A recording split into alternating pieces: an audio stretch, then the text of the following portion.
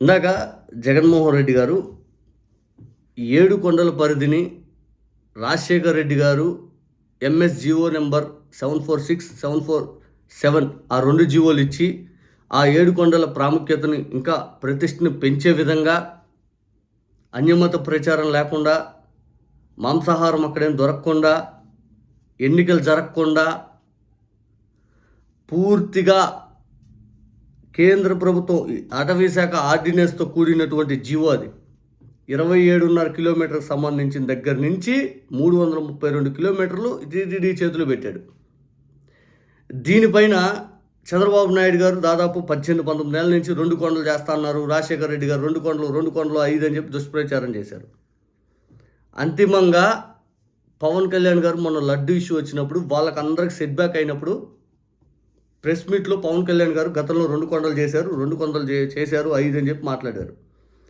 ఈరోజు చంద్రబాబు నాయుడు గారు ఏదైతే 2 కొండలు చేశారు, పవన్ కళ్యాణ్ గారు 2 కొండలు చేశారు 5 అని మాట్లాడినప్పుడు ఆ జియో నెంబర్ 746, 747 గురించి మనం మాట్లాడుతుంటే వాళ్ళ దగ్గర నుంచి స్పందన లేదు.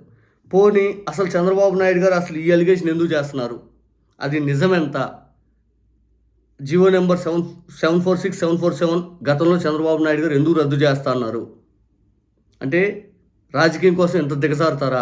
ఆ రాజకీయంగా చంద్రబాబు నాయుడు గారికి ఏ అవసరం వచ్చినా, ఏ ఇబ్బంది వచ్చినా పవన్ కళ్యాణ్ గారు ఎంత దిగజారుతారా? పవన్ కళ్యాణ్ గారు ఆయన చెప్పే సినిమా డైలాగులకి చేసే పనులు ఇంత దరిద్రంగా ఉంటాయా అంటానికి ఇదొక ఉదాహరణ. దేవుడి పైన రాజకీయం చేస్తున్న చంద్రబాబు నాయుడు గారికి పవన్ కళ్యాణ్ గారు ఎంత అండ. ఆయనకి సనాతన ధర్మం అన్నా ఇష్టం లేదు, ఆయనకి సనాతన ధర్మం అని చెప్పుకునే హక్కు లేదు. అంతిమంగా వెంకటేశ్వర స్వామి గురించి ఆయనకు మాట్లాడినా కూడా పూర్తి స్థాయిలో మనం నమ్మాల్సిన అవసరం లేదు. ఇంత దారుణమైన రాజకీయం మాట్లాడారంటే బహుశా పవన్ కళ్యాణ్ గారు మీ స్పందన ఏంటని ఎదురు చూస్తున్నాం. మీ జనసేన పార్టీ స్పందన ఏంటి ఈ వీడియో పైన? అసలు 746, 747 ఇదిగో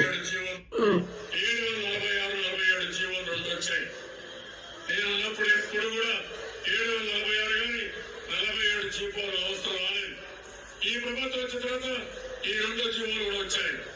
తెలుగుదేశం పార్టీ దీనికి వ్యతిరేకంగా ఉంటాం. రేపు అధికారంకి వస్తానే ఈ 2 జీవోలు కూడా తీసేస్తామని చెప్పి కూడా నేను మీ అందరికీ ఆలోచిస్తున్నాను. పవన్ కళ్యాణ్ గారు మీరు ఆల్రెడీ ఊగిపోతూ ఉంటారు కదా, నా సనాతన ధర్మంకి ఏమైనా ఇబ్బంది వస్తే, నా సనాతన బోర్డు, సనాతన ధర్మం, నా స్వాములు, నా దేవుళ్ళు అని చెప్పి మరి ఇప్పుడు మీరు ఊగిపోతారా? మరి మీరు సీరియస్గా రియాక్ట్ అవుతారా? మీరు ఏమైనా ఎగ్జిట్ అవుతారా? లేకపోతే మీరు సనాతన ధర్మానికి లేకపోతే దేవుళ్ళకి ఎవరికి ఇబ్బంది వస్తే నవ్వితే కార్తీని తిట్టారు కదా, మరి ఇంతటి దారుణానికి చంద్రబాబు నాయుడు గారు ఒడిగట్టారు కదా గతంలో ఎన్నికల ప్రచారంలో. మరి దీనిపైన మీ స్పందన ఏంటి? చంద్రబాబు నాయుడు గారికి ఇబ్బంది వచ్చినప్పుడు మీరు మాట్లాడటం, చంద్రబాబు నాయుడు గారి కోసమే మీరు పార్టీ పెట్టడం, టీడీపీ ఎప్పుడు గెలవాలి అని చెప్పి మీ తాపత్రయం ఏదైతే ఉందో జనాలకు అర్థమైంది.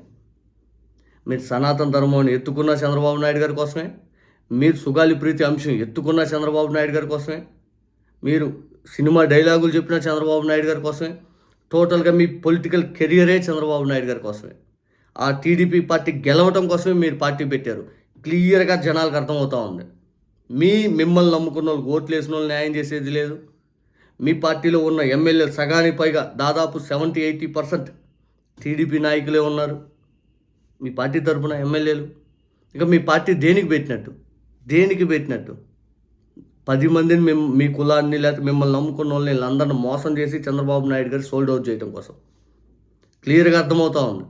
లేకపోతే దేవుడి పైన రాజకీయం ఏంటి? మొన్న అన్నారు కదా 2 కొండలు అని చెప్పి రాజశేఖర రెడ్డి గారిని ఉద్దేశిస్తూ, మరి ఈరోజు ఆ 2 కొండలు కాదు 7 కొండలు అని చెప్పి స్వయంగా చంద్రబాబు నాయుడు గారు నోటితోటి 2 జీవోలు ఇచ్చారని చెప్పారు. ఆ తర్వాత ఆ జీవోలు నేను రద్దు చేస్తానని చెప్పి చంద్రబాబు నాయుడు గారు చెప్పారు. మరి ఆ జీవోల సంగతి ఏంటి? ఎందుకు రద్దు చేస్తా అన్నారు బాబు గారు? మీరు నన్ను ఇంత మోసం చేస్తారని అడిగే ధైర్యం మీ దగ్గర ఉందా? లేదు, ఉండదు, రాబోదు. జనాలందరూ మిమ్మల్ని చూస్తున్నారు. ఖచ్చితంగా మీరు పెద్ద ఎత్తున పే చేయాలి జనాలకి.